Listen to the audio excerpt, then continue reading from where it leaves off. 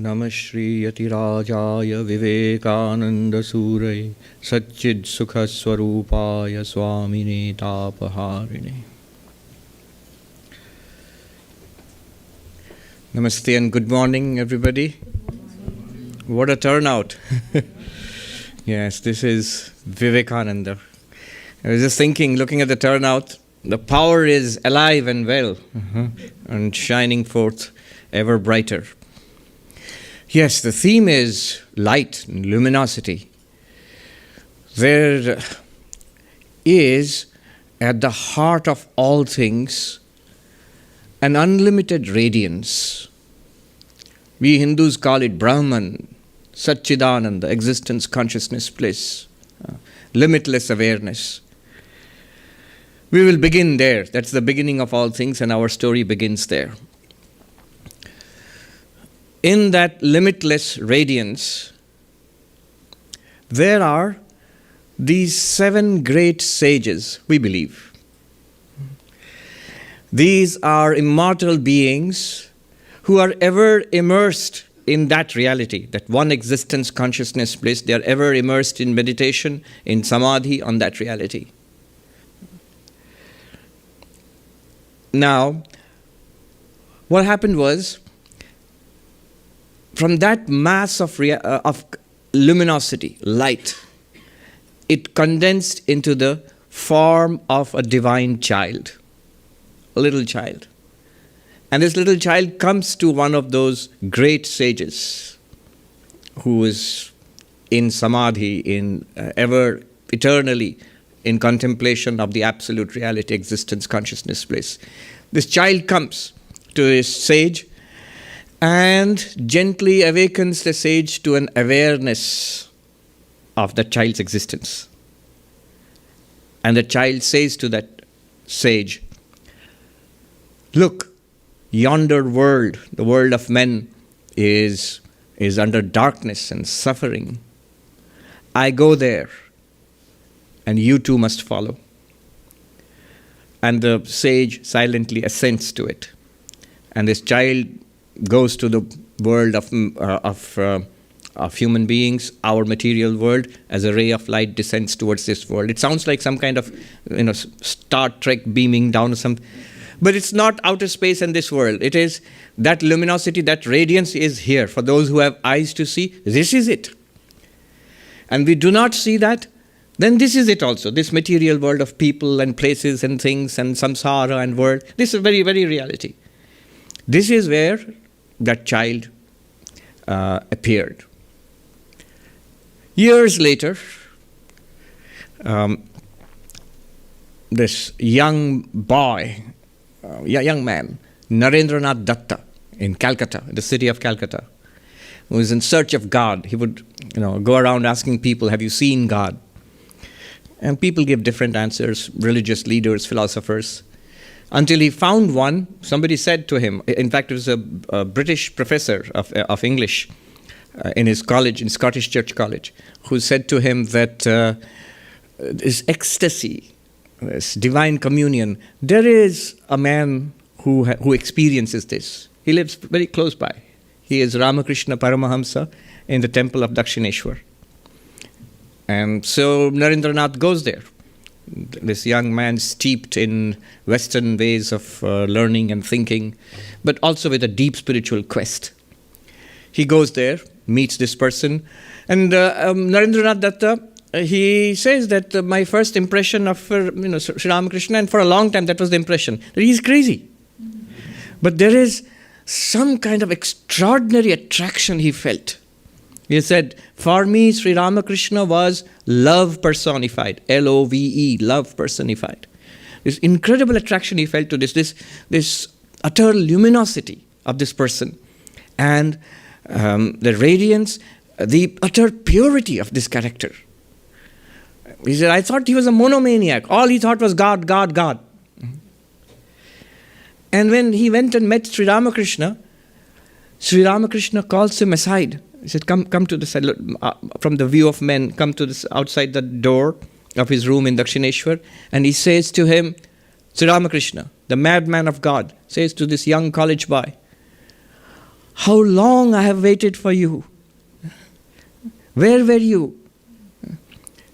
You are the sage, the Nara Rishi. And I says, I bow down to you. You have come for the welfare of humanity. Narendranath Datta, of course, thought he's crazy. He said, I am the son of Vishwanath Datta of Calcutta. What are you talking about?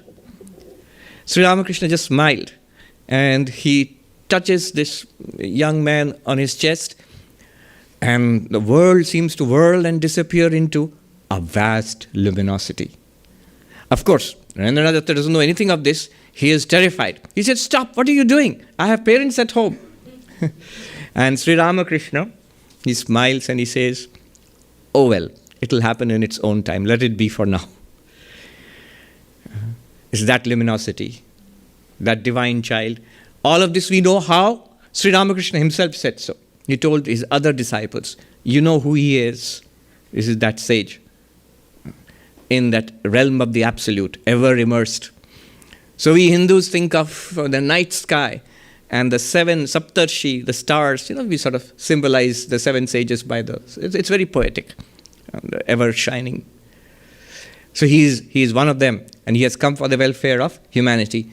And of course, we all understand then that the divine child, that luminosity itself condensed into a child, and that divine child must be Sri Ramakrishna himself. But what Sri Ramakrishna did also was, he locked this knowledge in Naren's mind. He said, I'm locking this, the key is with me. You have to do mother's work, and then it will be open to you again. This is one of the ways of understanding Vivekananda, that all his life, after Sri Ramakrishna, till his eventual Mahasamadhi, he was actually pounding again and again against this door which was locked. He knew this is the secret of his existence was there, but he couldn't break through. And Sri Ramakrishna, he says, is the mother. The mother made him work. Kali, she made him work. She brought him down for her purposes. He said, but just a minute, didn't you say the divine child is Sri Ramakrishna, and Sri Ramakrishna brought him down for his purpose? They are the same, Kali and Sri Ramakrishna. Vivekananda gives this answer. He says, Sri Ramakrishna was Kali. She worked up the body of Sri Ramakrishna for her purposes. I am sure of it. For Vivekananda, as for Sri Ramakrishna, the real nature of God is feminine. He says, in this world, in this universe, there is a power which thinks of itself as female. What is this power? In another place, Vivekananda writes that, you know what God is? This vastness, just as we are individuals, all these individuals, society, not just human beings, all living beings, all of it taken together, the sum total of all souls is the only God I know and bow down to, Vivekananda says. But it's not just a collective. This is the secret of God. It says it is also it is a person. Just as we are persons, this entire collective is a person with a capital P. That is the personal God, Ishvara. That is worshipped as Mother in India. And that Mother, it's Shakti alone who comes as avatars. When we say avatar of Vishnu, but it is the avatar of Shakti. All manifestation, this entire universe, and even the manifestation of God in this universe, which is the secret of the avatar or incarnation, is Shakti, is the Divine Mother. So she alone comes as incarnations, as avatars. Beyond this is that mass of light. Vivekananda writes, beyond even the personal God is what we call Brahman. There is no distinction of individual and cosmic. It's individual and total. There it is entirely impersonal. There you are the same Brahman. I am the same Brahman. And everybody else is that same Brahman. There God and the individual are one and the same. At our level, individual and cosmic are not one and the same. Just as I am not all, you are not all. The all is God. The individual is us. But beyond the individual and the all is the cosmic, is Brahman. One absolute existence consciousness bliss, which is that mass of light, which is the only reality that exists and appears as all of this. lot of philosophy there. But that's the story actually. And at the very end, Vivekananda, did he ever realize who or what he is? He knew. He also knew that he had something to do. That he knew. That there was a mission to fulfill. That he knew. But even before he went, he came here to the West. The song we heard, that the Divine Mother is telling him there is something that you must do. So the mission that he accomplished, because of which we are here today. We are standing here, we are worshipping, we are observing the birthday of Swami Vivekananda. Why Vedanta is here in the West. Why all of Indian spirituality is here today in the West and all across the world. Why human civilization is what it is today. All of that. But Vivekananda always struggled to find out who or what he was. That secret. He always knew that he had something to do. He always knew that his time in this world is limited. When one of his well-wishers, an American lady here, wrote to him, cautioning him not to speak so boldly and so forthrightly. And he wrote back, "Madam, I have a message to deliver. I am in a hurry. I have no time to be sweet. I have a message to deliver, and I shall do so after my own fashion." The reason I got this book, generally I don't read out from books, but there is a letter, I want to get it right, exact words of Vivekananda. It's so powerful and beautiful. And when I got this book, I was reminded, we had this wonderful senior monk, Swami Mumukshanandaji, who passed away a few years ago. Very saintly, very pure soul, very humble, very scholarly. Now, when he would come to teach in the class or give talks, he would come with this many books, with all carefully bookmarked because of the quotations. He wanted to get it precisely right. And I remember we as young monks used to make fun of him. I mean, we wouldn't, not to his face, of course, but we would find it very, very funny that he would come to give talks with a bundle of books. And now I'm doing the same thing. I must be getting old. So here is a letter towards, not at the very end, but towards the end. This is in 1900 from California. He's writing to Josephine MacLeod. Josephine MacLeod, one of his staunchest supporters. I have to say supporter because not disciple, because she never said she was a disciple of Vivekananda. And Vivekananda also agreed. He said, she came to me complete. Josephine MacLeod would always say that I'm a friend of Vivekananda and I support, I help. Long after Vivekananda had passed, she continued to work for Vivekananda's cause. What can I do for you? Vivekananda would say, I think he said this to Josephine MacLeod also, can you love India? Did he say this to Josephine MacLeod? To one of his disciples or friends, he said that. But this is what Josephine MacLeod did. One of the most touching things all her life. She was very well connected, very high society, and she always had what would be considered designer clothes in those days. And she was just like Vivekananda, incessantly traveling, but she was not very rich. Whatever money she had, she kept on madly saving because she wanted to always donate and give to the cause. But one of the most touching things I've read about her is a tiny little anecdote. Is in one of her visits to India, in her old age, she is sitting in Belur Mutt, out there in the hot sun. There were some laborers, manual laborers, working. These skinny, dark, sweating men working hard, very poor, struggling and working hard. Some kind of construction work was going on. She's sitting there and watching. One of the monks came to her and said, what are you doing here? And she said, I'm loving India. I'm loving India. That's what she did all her life. Long after Vivekananda had passed, she dedicated her entire life to this. And she did so much in so many ways she helped the Ramakrishna Mission, and India in general. All right. So here is a letter written to Josephine MacLeod. This is 18th April 1900 from California, Alameda, California. here he writes how he's beginning to withdraw himself. After he's already done, the World Parliament of Religions is over, his spreading Vedanta across the United States is over, starting the Ramakrishna Mission, the monastery in India, establishing Belur Math, writing the books, publication, all of that is over. Now he writes,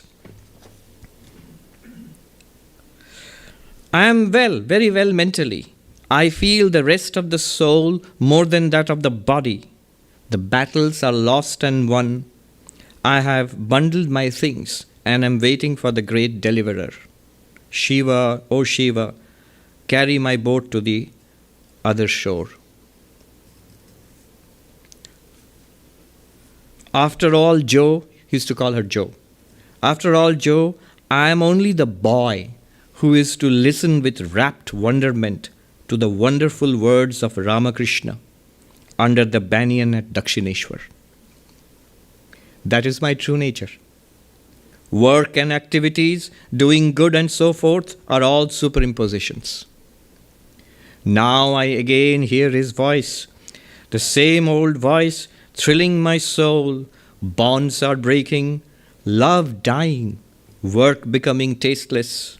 The glamour is off life. Now only the voice of the Master calling, I come, Lord, I come. Let the dead bury the dead, follow thou me. I come, my beloved Lord, I come. Yes, I come. Nirvana is before me. I feel it at times. The same infinite ocean of peace, without a ripple, a breath. I am glad I was born, glad I suffered so, glad I did make big blunders, glad to enter peace. I leave none bound, I take no bonds. Whether this body will fall and release me, or I enter into freedom in the body, the old man is gone, gone forever. The guide, the guru, the leader, the teacher has passed away. The boy, the student, the servant is left behind. The sweetest moments of my life have been when I was drifting. I am drifting again. With the warm, bright sun, warm sun ahead and masses of vegetation around, and in the heat, everything is so still, so calm. And I am drifting languidly in the warm heart of the river. I dare not make a splash with my hands or feet for fear of breaking the marvelous stillness. Stillness that makes you feel sure it is an illusion. Oh, it is so calm. My thoughts seem to come from a great, great distance in the interior of my own heart. They seem like faint, distant whispers, and peace is upon everything. Sweet, sweet peace. Like that one feels a few moments just before falling into sleep. When things are seen and felt like shadows, without fear, without love, without emotion. Peace that one feels alone, surrounded with statues and pictures. I come, Lord, I come. The world is, but not beautiful nor ugly, but as sensations without exciting any emotion. Oh, Joe, the blessedness of it. Everything is good and beautiful, for things are losing all their relative proportions to me, my body among the first. Om, that existence. In almost the very end of his life, somebody asked him, somebody was discussing this, what Sri Ramakrishna had said about Vivekananda. And somebody asked Vivekananda, do you know what Sri Ramakrishna meant, when he said these things about you? And Vivekananda said, now I know. And everybody felt silent because Sri Ramakrishna had warned them that do not talk about this to him. If the day he knows who he is, he will leave this body and go back to that realm. And that he did. He asked one of his disciples, this was 1902, asked one of his disciples, select an auspicious date from the Indian calendar. And when he came to that date, and in a particular date, Vivekananda said, stop, let it be. And that date corresponded to the 4th of July in the English calendar. The Independence Day of America, which he so loved, It's not a coincidence that he would select the date of his departure from the world, freedom from the body, freedom from material existence, and the Independence Day of America. Again, very, very much in keeping with his philosophy, his the deep non-dual philosophy. It's not that there is a spiritual world and there is a secular world. It's one reality. The Upanishads and the American Constitution, Declaration of Independence, they're all spiritual documents. This is the great teaching. We'll talk about that later.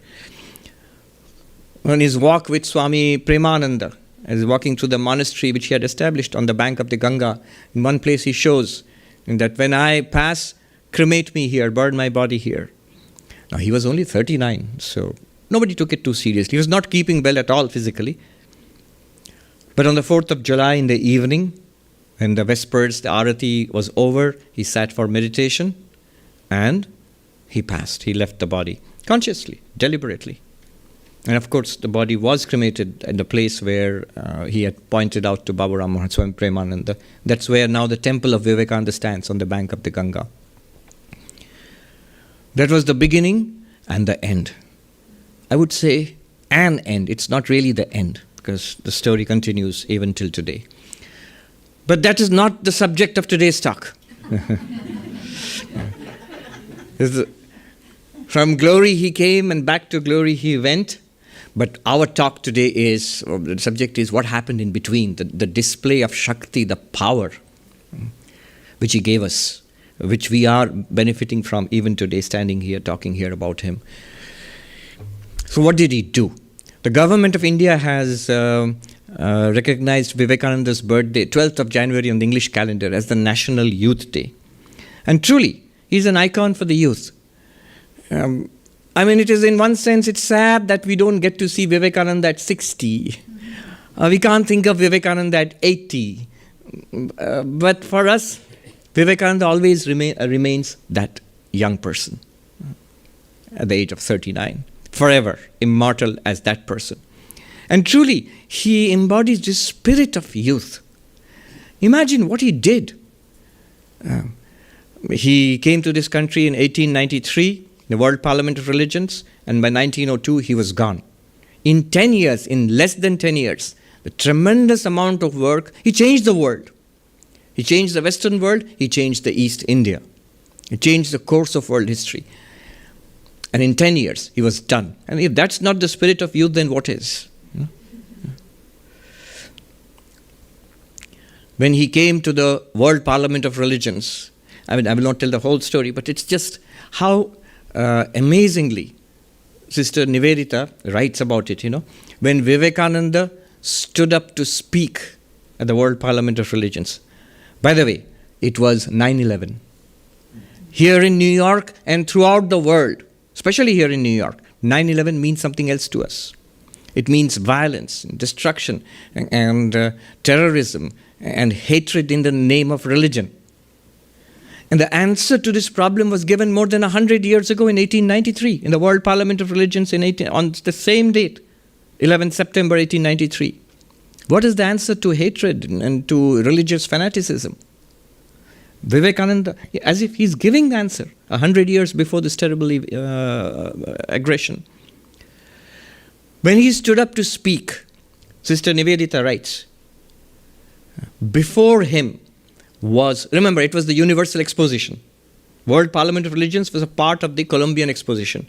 So before him was the modern West. In all its, modern means 1893.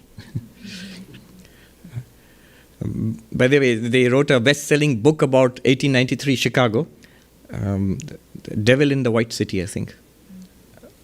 It's about, apparently there was a serial killer in the Columbian Exposition. When Vivekananda stood up to speak, before him in Chicago, it was the Columbian Exposition, it was the modern West. And Nivedita says not modern West, she says it was the modern world. And she's right. What was there is now the world, all over the world, it's that spirit. It was the latest inventions of science and technology, the latest discoveries of the natural world and of geography and of different cultures, all presented there in a grand exhibition. the energy, dynamism, the free thinking, the new ideas embodied in this new nation, America, at that time, that was in front of Vivekananda. And the Nivedita writes, behind him was 5 millennia, 5,000 years of patient development of one of the greatest stories of humanity, the story of spirituality. 5,000 years of patient development of spiritual life. Behind him was the sun-drenched, dusty roads of India upon which, these are her words, upon which have trodden for centuries and millennia so many sages and saints. And Vivekananda embodied that wisdom. She writes that when he stood up to speak, he did not speak about his master. He did not speak about Sri Ramakrishna or his particular view of religion. He spoke, as it were, for all of the development of Indian spirituality through millennia, for all that spiritual consciousness, as if he were a gateway to that. And in this, Nivedita writes, he became a meeting point not only of the East and the West, but also of the past and the future. At that point they met. New world today, especially in spiritual life, was born there. He spoke about, what did he speak about? He spoke about, first of all, the harmony of religions. It's not that one religion is true and others are false. Not that everybody has to be converted to my way of thinking. No, that all religions are true. And here he was echoing his master's words, Sri Ramakrishna's teachings. All religions are true. We are all wending our way to that one ultimate reality. And who is speaking this? Vivekananda, who has come from that realm of the absolute. We are all wending our way, all of human civilization, through various religions, not just religion, through all ways of life. That struggle which is going on, which we call civilization, which we call life itself, is moving. There's a purpose to all this. We are moving towards that absolute reality. He spoke about the divinity within us. Nivedita writes again, the two great teachings of Vivekananda. One is, in this vast world, the world of continuous change, in this world of death, there is one eternal life, there is one background, an unchanging, immortal reality, the background to this vast, multifarious world of continuous change, this flux. And in us, where we are all individuals, we seem to be all separate people in competition and clash with each other. But Vedanta says, we are not these bodies, we are not even these minds. We are spirit, we are that pure being. That reality which appears to us, this vast universe, that reality also we are. The great Vedantic equation, that thou art. This is the plank upon which Vivekananda stood and he spoke. This is what he conveyed, the message he conveyed. And more than this, Nivedita says that he brought to the West the message of the divinity within each of us and the oneness of all existence. And she says that these ideas were there in ancient India. Even if Vivekananda had not lived Gita and the Upanishads, they would have been there. But Vivekananda not only presented that old message in new words, but he did something more. She says, is it true that there was nothing new in his teachings? There was. To the old idea of the Advaita Vedanta, the non-dual Vedanta, the identity of the human and the divine, and the Vishishtadvaita, that all of this is one integral whole. We are all part of God. And Dvaita Vedanta, dualism, that there is God and we are there separate and we worship God. They seem to be different philosophies.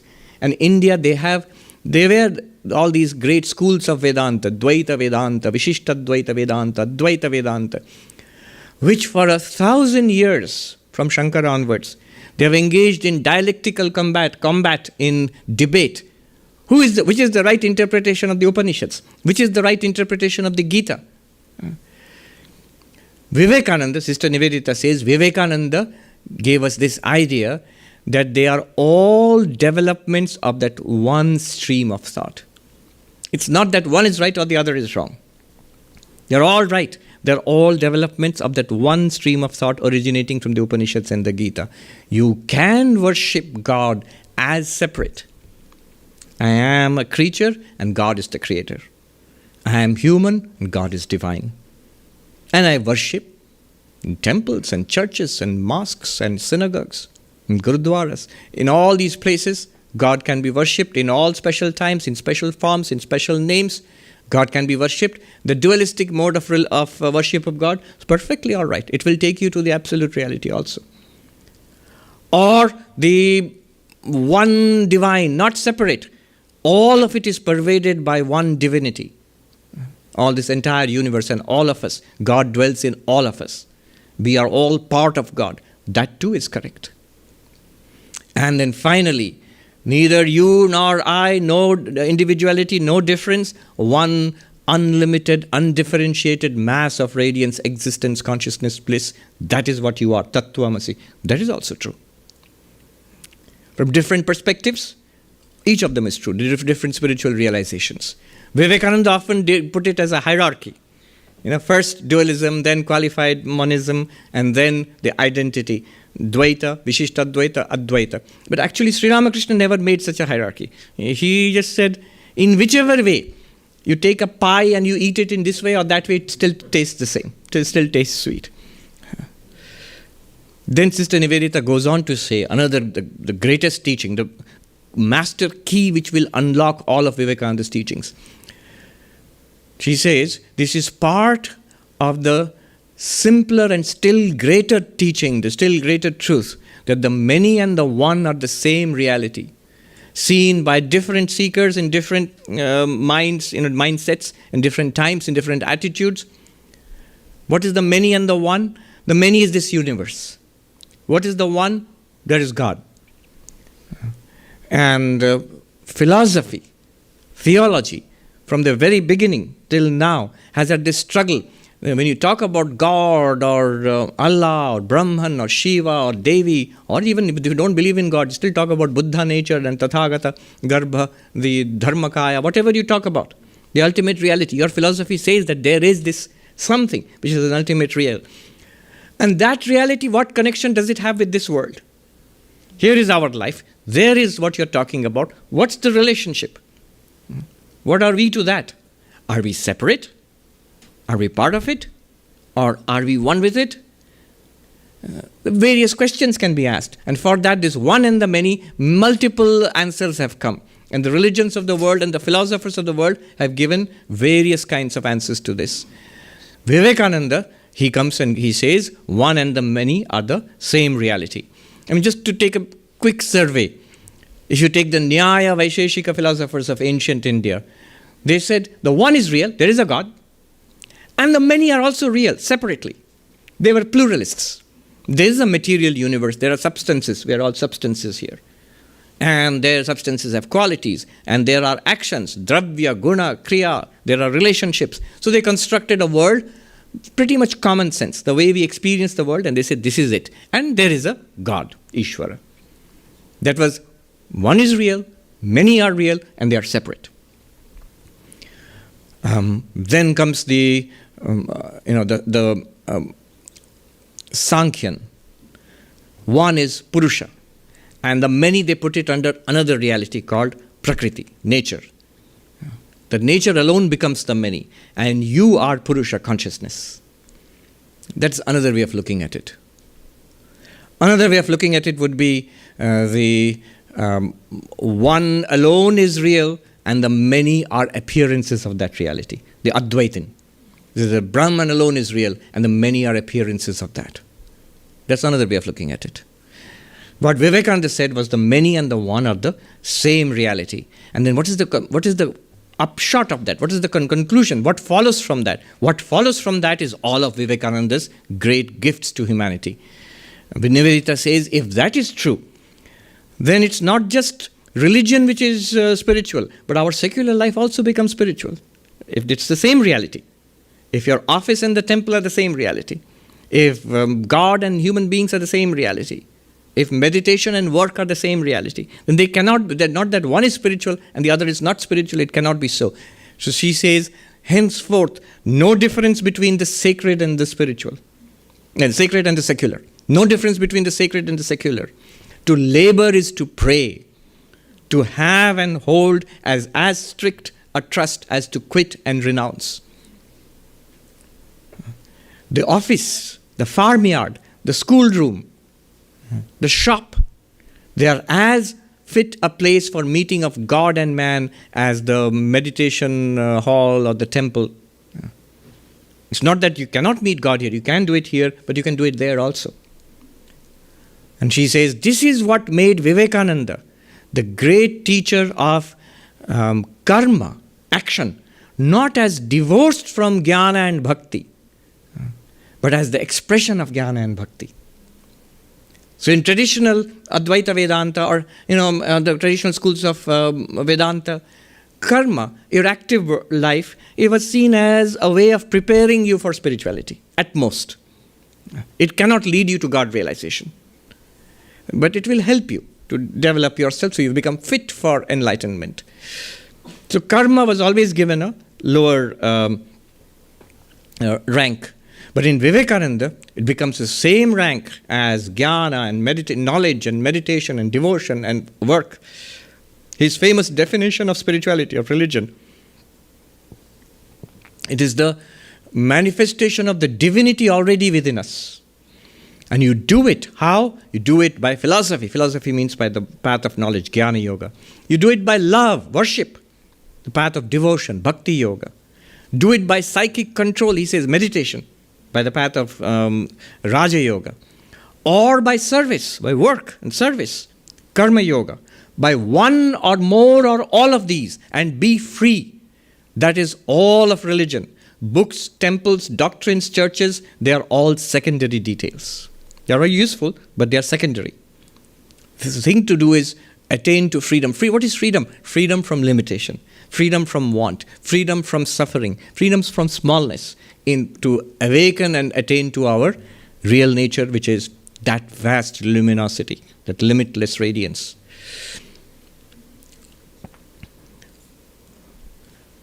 His brother disciple, Swami Ramakrishnananda, wrote a hymn, Vivekananda Panchakam, 5 verses on Vivekananda. In the first verse, he describes the essence of Vivekananda. He says, Anitya drishyeshu vivichya nityam tasmin samadhatta ihasma leelaya viveka vairagya vishuddha chittam yosau viveki tamaham namami. I salute that Vivekananda. He calls him Viveki, the one who practices and embodies Viveka. But what is Viveka? What does this Viveka mean? Anitya drishyeshu vivichya nityam. Here is the heart of Advaita Vedanta.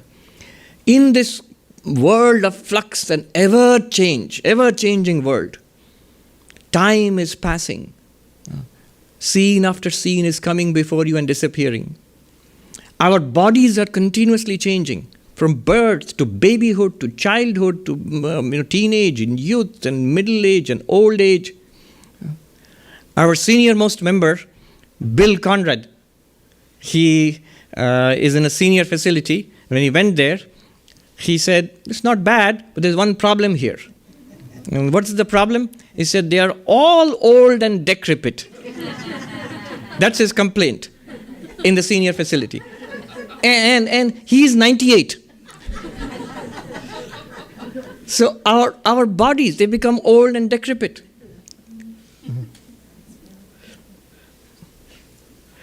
And we mustn't laugh because we'll all get there. We're all getting there to becoming old and decrepit. I remember once I was walking bare feet on the cold grass in our main monastery. There was a young novice monk. An old monk there, he used to walk with 2 sticks. He was a very funny old Swami. And he was always full of humor. And he said, put on your sandals. Don't walk bare feet on the wet ground. I said, oh, it's no problem at all. And he said, I still remember, you will learn, young monk, you will learn when you come to my age.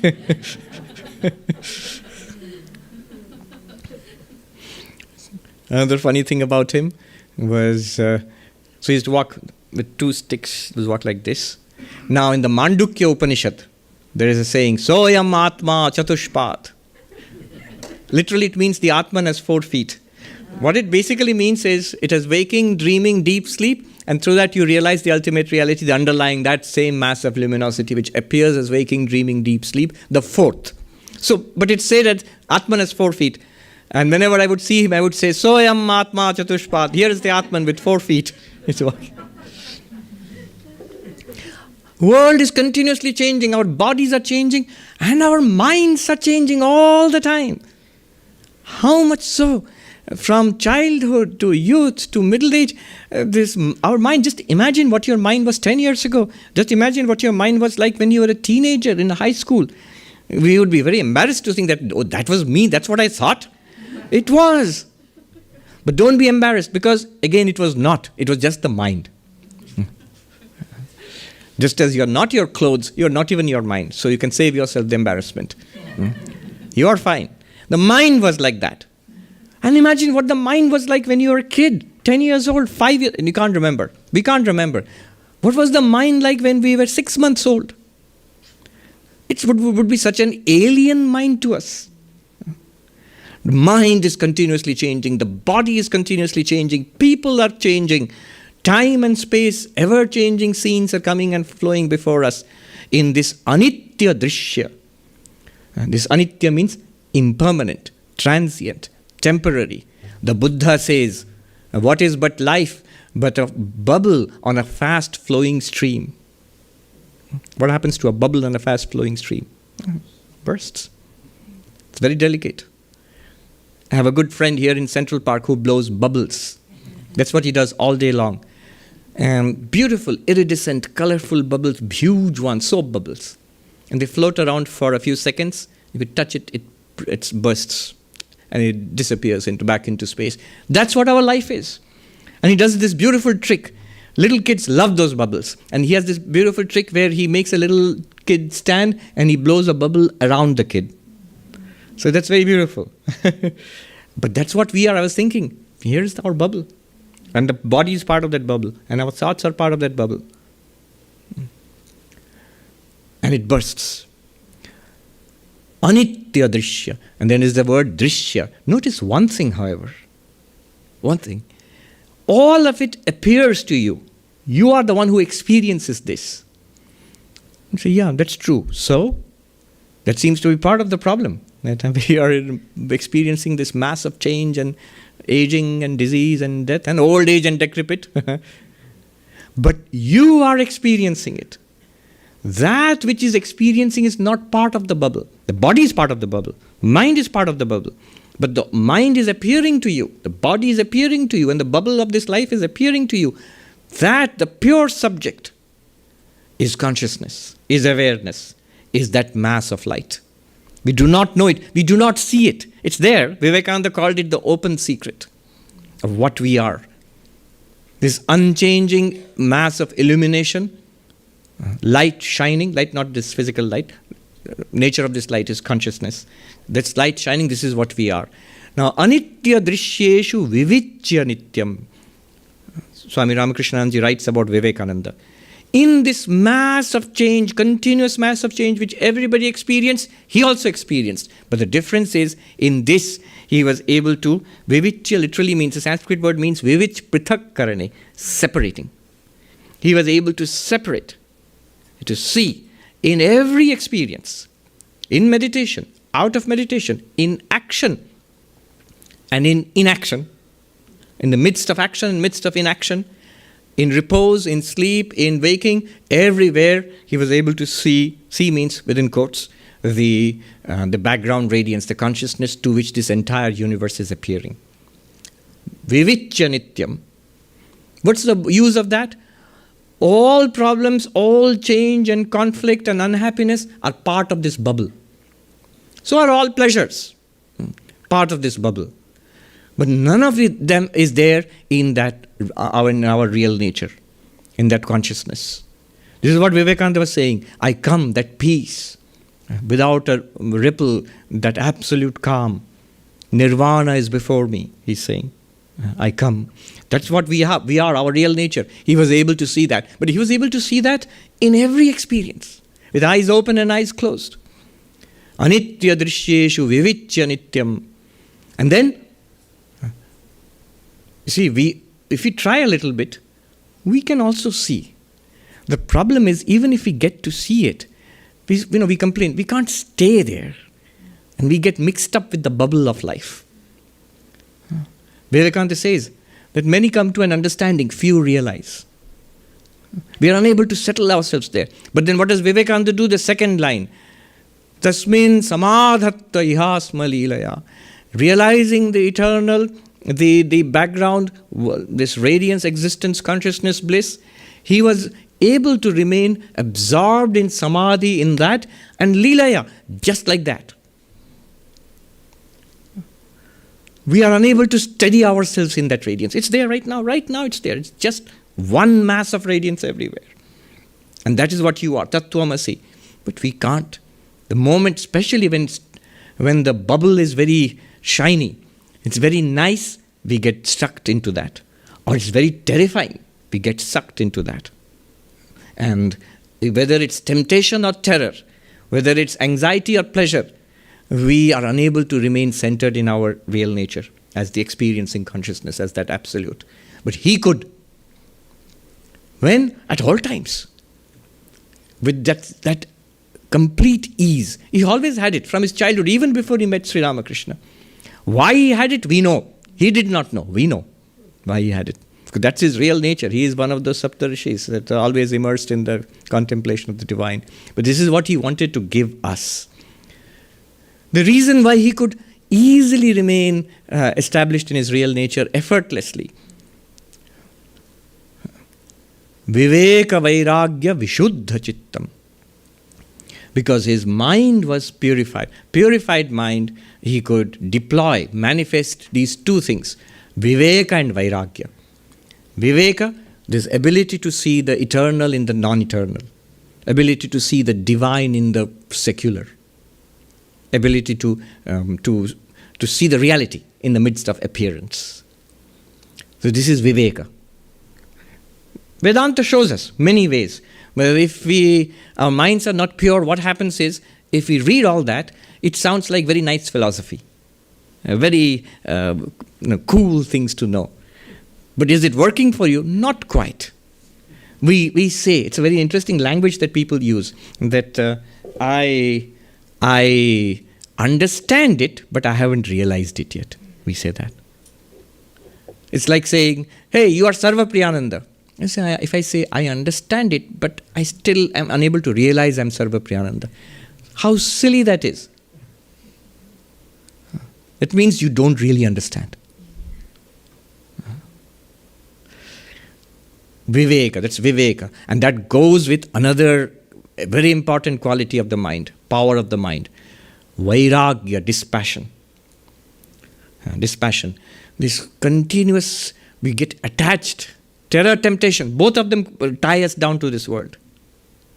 Vivekananda writes in one of his poems, thine only is the hand that holds the rope that drags thee on. Let go thy hold, sannyasi bold, say Om Tat Sat Om. But we can't let go of our hold. We are trapped somehow. We are suffering because of it, but we can't let go of our hold. Hold on. People, the world, Facebook status, and popularity. Parking spot. And the body as I would like it to be. I don't like that it's changing and aging, and no, I want it this way. I don't want it that way. And the mind, I want it to be happy, a smiley emoji all the time. I don't like it when it is unhappy. Here's a very interesting observation. I was just thinking. In the Bhagavad Gita, Sthita Prajna, the enlightened person, Arjuna asks, what is it like to be enlightened? And Krishna answers in the end of the second chapter, very beautiful, Sthita Prajnasya ka bhasha. What is the description, the characteristics of the enlightened one? And the word used is very significant. Sthita Prajna, stabilized enlightenment. We have this complaint, I get it, but I am swept away. So suppose you got it, it became real, and you were never swept away. What would it be like? And then Krishna gives some characteristics there. All of them match Vivekananda, and yet in some cases they don't. Very interesting. He says, first of all, prajahati yada kaman. One must be able to be completely absorbed, shut down the world, shut down thought, feelings of the body, mind, be absorbed in the reality aham brahmasmi. in samadhi. And Vivekananda could do that very easily. We see this. Second, he says, at the level of our minds, Krishna says, in samadhi, I am Brahman, centered in the reality, centered in the light within. Good, that's one, most important. Second, what about the mind? When you are interacting with the world, what is the mind of an enlightened one? What is it like? Dukkeshu anudvigna mana, sukheshu vigatas priya. He says, when things don't go your way, even if you're enlightened, there will be things which will not go your way. Old age and decrepit, that will come. Then what happens? Anudvigna, not upset. When the setup is not to your liking, don't get upset. The enlightened one does not get upset. Sukheshu vigatas priya. When things are going my way, I don't have this thirst, this hunger for more, give me more of this, and let me hold on to what is there. No. So this detached. But here, I was just thinking that Vivekananda was not like this. You would say that the serene evenness of mind, but Vivekananda could get pretty upset. He would be quite emotional, he would be quite joyous, and he would weep in sorrow. I was thinking, this is a deeper understanding of what Krishna is saying. It's not that the enlightened one will be sitting quietly and serene, whatever will happen, doesn't matter. Shrug. I am Brahman, let whatever will happen, happen. I will not let my mind get upset. If nice things come, I will not let my mind be happy. But a deeper understanding is, let the mind weep with the sorrows of the world. Let the mind be happy with the happiness of the people. You are Brahman, you are pure consciousness. What is it to you? That's a fuller life. He wept. But notice one thing. His weeping and his joy were all for others. He was completely unself-conscious. The difference is, the unenlightened person, we weep for ourselves. I, me and mine. We are joyful for ourselves. And nastily, just the reverse for others. When people are weeping, a little delight inside. People are happy, little jealousy inside. Vivekananda was just the opposite. He had completely self-effaced. Once Vivekananda was getting ready for a talk here in the United States. He was looking at the mirror, looking at the mirror. And one of the American ladies there, she thought, oh, this young monk, he is vain of his looks. Vivekananda understood, and he looked around and he said, Madam, you know, the strangest thing, the moment I go away from the mirror, I completely forget what I look like. So he's coming to take a look. He is not aware of his own existence. That's why when he would speak, Josephine MacLeod, she met Vivekananda here in New York. And she says that it's like a door had opened and, no, this is another person. Another American lady, she became a very famous poet later on. She says, when Vivekananda started speaking, it's like a door had opened, the form disappeared. It was like a great voice, like a bell. It kept ringing and took us to an impersonal level, that as if a vast mass of luminosity was before us. So because he had no self-consciousness, he could be happy with your happiness. He could weep at your sorrow. He would sympathize completely and yet be completely detached. That was Vivekananda. Viveka Vairagya Vishuddha Chitta. Purified mind. Dispassion is there, but dispassion does not mean he'll be like a wall, not reacting to anything at all in the world. He reacted to everything. He felt every bit as much as we do and much more. That's why he could sympathize with everybody, especially with those who suffered. He says, my God, all of this, all humanity, all living beings, that's the only God I recognize and I worship and I bow down to. But especially, my God the poor, my God the sick, my God the wicked. Those are the objects of my special worship. He always had this power. And so Ramakrishnaji says, Yosau Viveki Tamaham Namami. I bow down to this Vivekananda. This is his understanding of Vivekananda. And he always had this power. Here in San Francisco, He would sit in those trams. They still have trams. Of course, they are more modern now with electric power and everything. He would sit in those trams, and then he would be immersed in samadhi. He would be lost till it would take him around and he would get upset with himself. It was difficult for him not to be in samadhi. I think Mary Louise Burke, she remarks that it seemed that he had this series of like mini samadhis throughout the day. Here in New York, one of the beautiful descriptions. After Chicago, he came to New York, established the Vedanta Society of New York, us, in November 1894.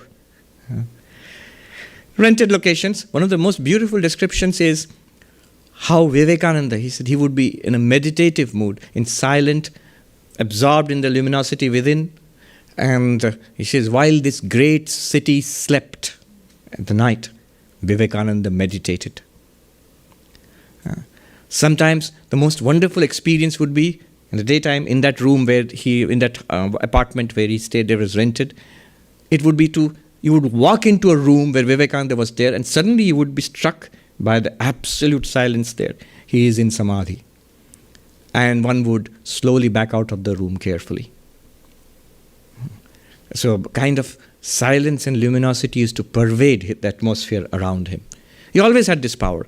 Sometimes, to his embarrassment, he would sit in a class in New York here, teaching meditation, Raja Yoga, Patanjali Yoga Sutras, and to demonstrate meditation, he would start meditating, go into samadhi. Half an hour, 1 hour, 2 hours, until the audience would slowly get up and carefully leave.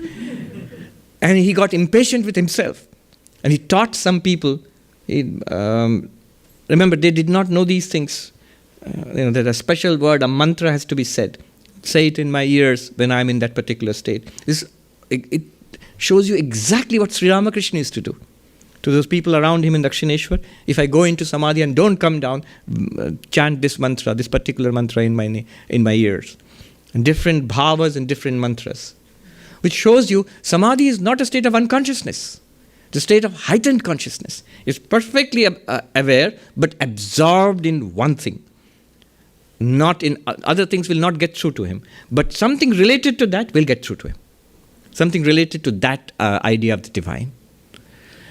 So he always had that power. And he could throw others into it. Here in New York, Vedanta Society, he's giving a talk. Abhedananda ji has come from England to help him here. From India to England, and England to here. And Vivekananda is giving a talk. Abhedananda later writes, I felt as if my kundalini was rising when I listened to Vivekananda. Everybody felt their minds were being raised. He could transmit spirituality. It's not just a talk. He's giving. He says, Vivekananda said later, do you think in America I just gave lectures? No, I gave them spirituality. After one of the talks, Abhedananda, foolishly I think, he announced, now there will be a question answer. And Vivekananda scolded him. Question answer after this, do you want to spoil it? After this, what question answer? Let them go away carrying this with themselves. In Belur Math, he is talking with visitors under that big mango tree, which is still there, barely alive now with support and all, but he used to sit under that in a cot and talking with visitors.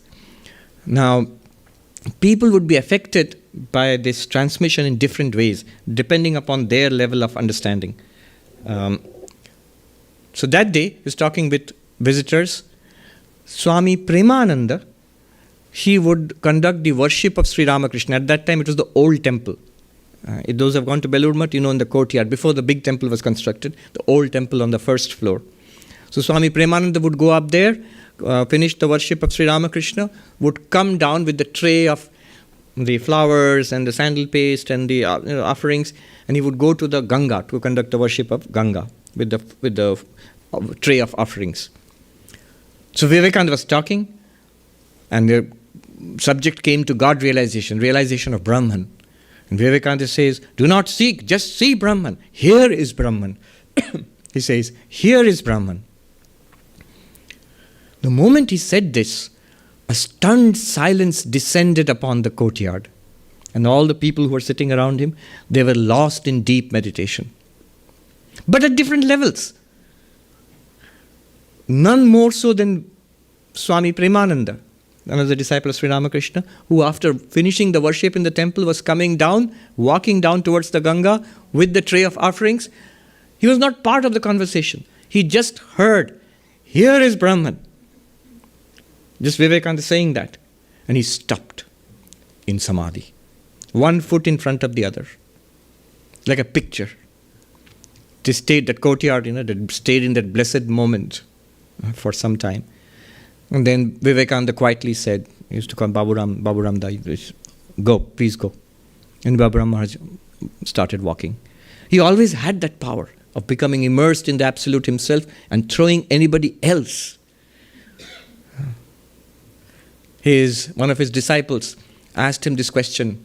Vivekananda was very pleased with him, young man in Calcutta, and said, ask me anything, ask me for anything. And that disciple said, tell me what is Maya. Vivekananda said, ask me a different question. And that disciple wasn't going to let go. He said, having got a guru like you, if I don't understand this mystery, then I will never understand it. I want to know this.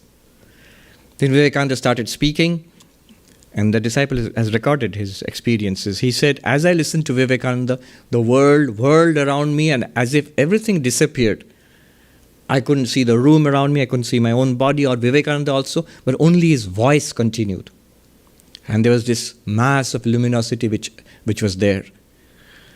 After some time, I burst out and said, but you, what you are doing, this work of the monastery, the Ramakrishna mission and all, it's all Maya. The world is Maya, even the work that you're doing is Maya. And then when he said this, he said, when I said this, I realized in Bengali you use two kinds of words for you. Apni and tumi. Apni means thou, you, respectful, which you would use to a senior, a parent, or a guru. And tumi is what you would use to a friend. All Indian languages have these addresses. And this person, he said it, and then suddenly it struck him, I'm talking to Vivekananda and I said tumi. The way you address somebody, your equal. The moment he thought this, everything snapped back into place. The world and room and Vivekananda sitting in front of him. And he was staring at Vivekananda. Vivekananda looked down at him, he was smiling. He says, that is true. That's true means it is all Maya. If you can plunge your mind in meditation, become one with the divine, with Brahman. If you cannot, then come and help in this work. Vivekananda had said that let all vision cease, let all dreams cease. Or if you cannot, then dream but better dreams, which are eternal love and service free. What is the best possible life to lead? Even when we are not enlightened, in this life, it is eternal love, unconditional love. Doesn't matter what the other person is, what the other person does. Unconditional love. And expressed in my life as service free. I don't want anything in return. Vivekananda said, give, and do not look back. Whoever looks back, their ocean dwindles into a drop. His achievements were extraordinary. In this country, he opened the door to the inflow of what Sister Nivedita says, the 5,000 years of patient development of spirituality in India. All the accumulated treasures, they began to flow into this country. And through in the United States, across the world. Phil Goldberg, in his book, American Veda, he has shown how Vivekananda came, the Vedanta societies. This is the first one. He speaks about this Vedanta society also. And the next one was in San Francisco. Vivekananda established that. And the others were established also after this. But not just the Vedanta societies. It shows how many teachers, Swamis and yogis and lamas, Buddhist teachers, Vedanta teachers, yoga teachers, bhakti teachers, teachers of meditation, even Hatha Yoga, all the yoga studios and all the stretching and asana, all of that, it came in the wake of Vivekananda. And not just the practices, a change in the way we think. Phil Goldberg has a chapter. The Swamis taught the smart guys and the smart guys taught the rest of us. That's the name of the chapter. He talks about, for example, right here in New York, he talks about Salinger, J.D. Salinger, one of the most beloved novelists of America, who after the war, he wrote this, Catcher in the Rye. So they made a movie about Salinger recently, Rebel in the Rye. And they showed, coming to the Vedanta Society, the Ramakrishna Vivekananda Center on the east side, they've shown it very nicely. I saw that clip just to see how they have shown. And they've shown Swami Nikhilananda, very nicely done.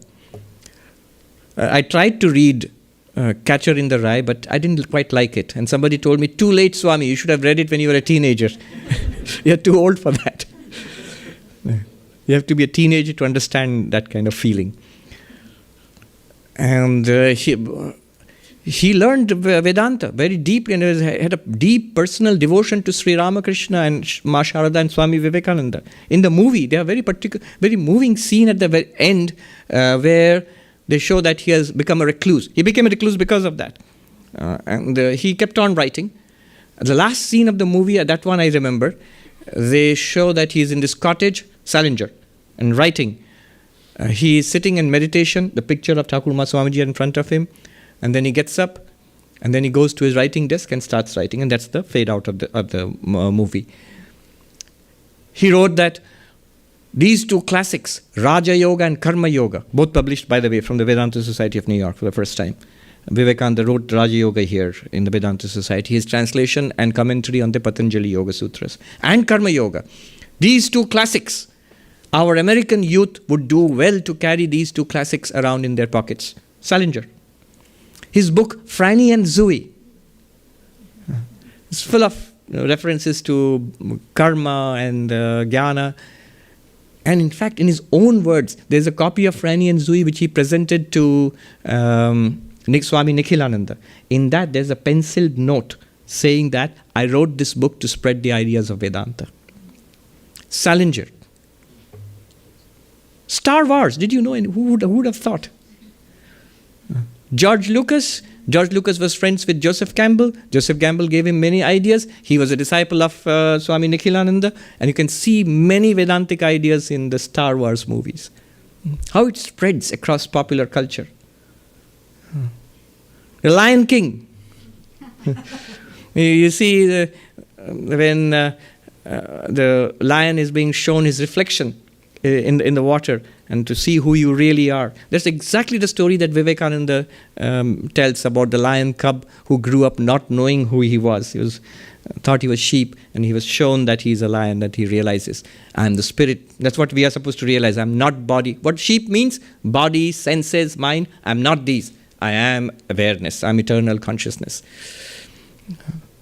Aldous Huxley, Christopher Isherwood, Gerald Hurd, all of them were very close to Swami Prabhavanandaji in Southern California, in Hollywood. And look at the product of that. Isherwood wrote that one of the most amazing biographies of Sri Ramakrishna and his disciples. Right? Even now, when here and in India, when people recommend a book about Sri Ramakrishna in English, we recommend that one, Ramakrishna and his disciples. It's so well written. And also the kind of price some of these people paid for their contribution. Isherwood was, the darling of the jet set here, intellectual jet set here in the East Coast and the West Coast of the United States in the 50s and 60s. And when he wrote that book, some reviews were nasty. Some said that, he's become part of some Hindu cult or something like that, But he maintained his association with the Vedanta Society till the very end. Was very closely connected with the Vedanta Society of Southern California. Aldous Huxley, one of the leading intellectuals in Britain, and then they were all British, by the way. Huxley, Christopher Isherwood, Gerald Hurd, Alan Watts. Alan Watts, was not directly connected with Vedanta, but he taught Vedanta and Zen, a kind of eclectic mixture of both. Aldous Huxley, his amazing book, The Perennial Philosophy. Houston Smith, major figure in the study of comparative religion, and his book, The World's Religions. He wrote that he was a disciple of Swami Sarvapriyananda in the Vedanta Society in St. Louis. So this spread of Vedantic ideas, yogic ideas of, and then later on Buddhism and so on, that Vivekananda was the pioneer. He opened the door here. And he went back to India, the other side of his work. Sister Nivedita writes, when he stood up to speak here in Chicago, He has a message for the West. He said, I have a message for the West as Buddha had a message for the East.